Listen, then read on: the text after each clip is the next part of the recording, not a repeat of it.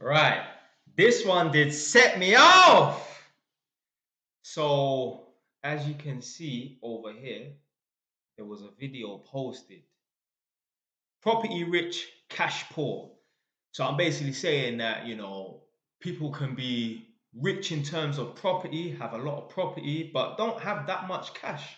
So, for example, you can have a man that has 5, 6 properties and have properties that are worth £1 million in total, but he's only got 15 grand in his bank account. So that's basically what that video is about. So go check it out. It's just on my regular JY's TV YouTube channel. Go check out JY's TV 2.0. There's bare videos on there that you might not have seen on JY's TV, the regular one, or even on TikTok and that. Anyway, I'm not gonna call anyone any bad names, but someone who thinks they know, and more than likely, I'm willing to put money on it, they don't have their own fucking property. That's why they're talking like this. So this person, Trevor DPT, says home ownership lessons for the youth, the immature, and the naive. Number one, house isn't worth 500k until it's sold and you see the cash in your bank account. Okay. That's why properties are valued at 500k. Yeah? So all of these estate agents, all of these mortgage brokers, all of these mortgage lenders, and all of these surveyors, they value houses at 500k, but they're really not worth 500k. Okay, cool. A house is a home and not an asset if you live in it yourself. It's an asset when you rent it out to others to live in. Yeah, there's some truth in that.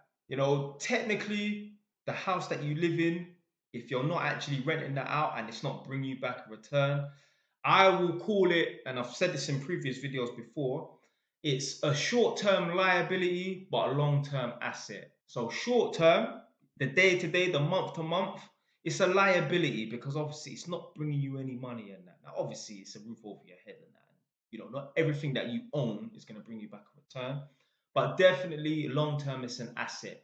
Yeah, it's an appreciating asset long-term. So we started off at number one. Then there's number two. I mean, it's the second number two. You don't own a house until the mortgage is paid off. Until then, the bank owns your house. I mean, you own the house. Okay. Every person that is against mortgages loves to say this. You don't own the house. The bank owns the house. No, you own the fucking house. You signed the contract to say you're going to keep up the payments. You own it. You're in control of it. And so what if you don't technically own it? As long as you're in control over it, that's all that matters. What did a man say? Own nothing, control everything. You see, it's a lot of ego in this world. A lot of people can buy properties in limited companies, but they choose not to. They choose to put them in their own name. Do you know why? Strictly ego. Why does it matter if I've got a limited company and I've got 5 properties in that limited company that I control? I'm the sole director of that company. Why does it make a difference whether it's in the limited company or it's in my personal name? I'm in control over it. Anyway, number 3, if this is what you want to call it, try missing your mortgage payments for a few months, then see who owns the house. Listen, if you miss it, you could own a car outright. Yeah? You got your little C63 Mercedes, you spent 50 grand on it, you damn jackass, yeah? So you get a parking ticket on that car. Try not paying that parking ticket, see what happens.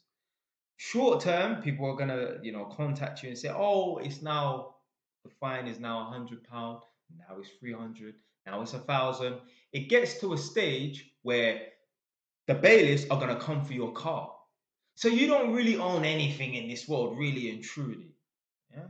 If you have an asset, they will take it from you.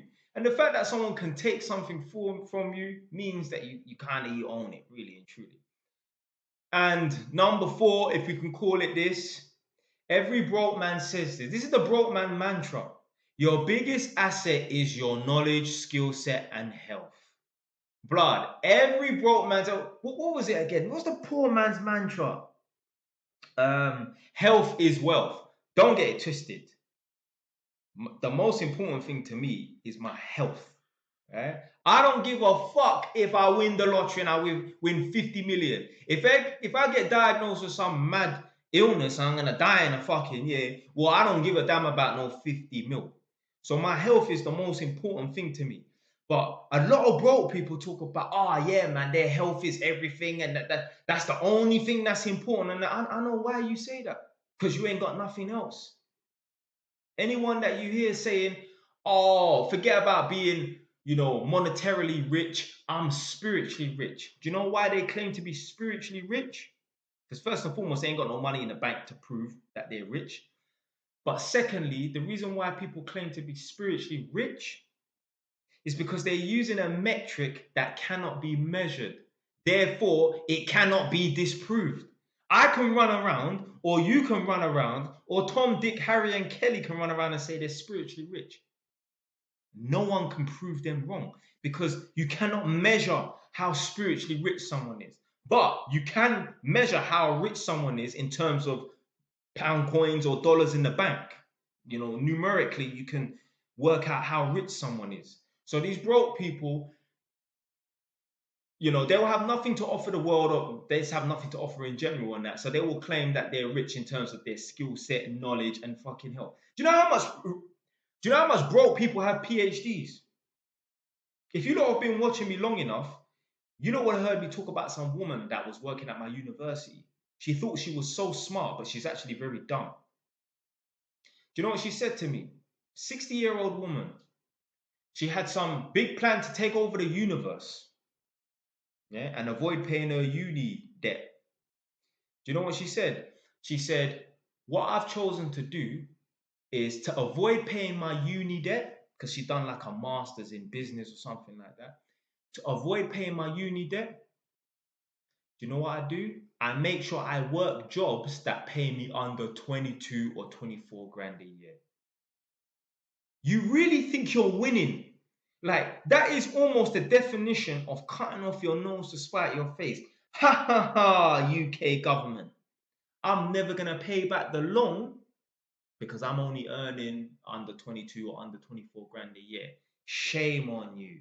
I don't have to pay back the loan. You dumbass. Go and earn your 50s. Go and earn your 60s. Go and earn your 70 grands a year and pay back that Ras Clark loan, you dumbass. Instead of living in some council house in the borough of Westminster. Imagine that, yeah? You're spending your whole life driving past, and well, this person don't even drive because they're on such a shit wage they couldn't even afford to run a car. You spend your whole life riding a bus and walking past these million pound houses that you will never be able to afford. Not because you don't earn enough money at this current time, you don't have enough ambition to be able to get a job or start a business or build up a property portfolio to be able to afford a property similar to the ones that you walk past that you admire. These people are they're crazy. So anyway, man, this is an individual that has no property.